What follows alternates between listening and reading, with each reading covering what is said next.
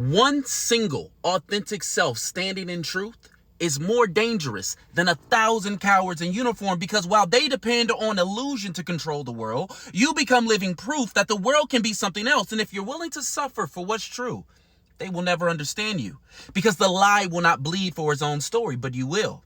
And that is power. So never give up your authenticity, not for approval, not for peace, not for comfort. Because authenticity is the sword they cannot steal, the mirror they cannot look into, and the signal that every other sleeping self that they can wake up to. So now you know. You always knew. You're just more aware of what you've never not known. That you are not just a person. You're not just a mind. You are the universe waking up inside a body, trying to remember what it already knows. You are meaning making in motion. You are evolution wrapped in skin. You are a temporary vessel of something infinite, something sacred, restless, and relentless. That is universal consciousness.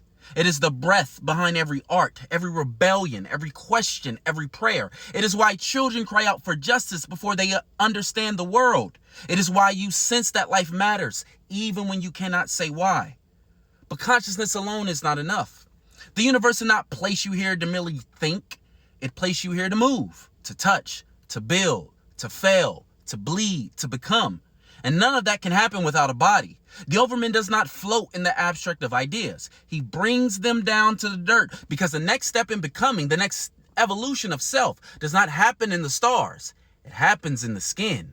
Now it's time to meet the body, the vessel, the battlefield, the proving ground. Because no matter how vast your consciousness is, you must still pass through flesh to leave your mark on this world.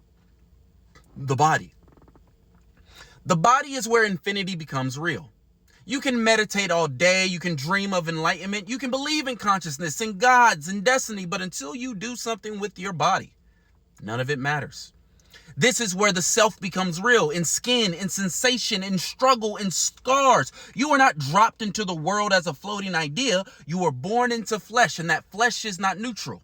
It is judged. It is labeled. It is broken. It is blessed. And every breath you take is shaped by the body you've been given. This is where the fight begins. Not in the spirit, but in the system. And the system sees your body before it sees your soul.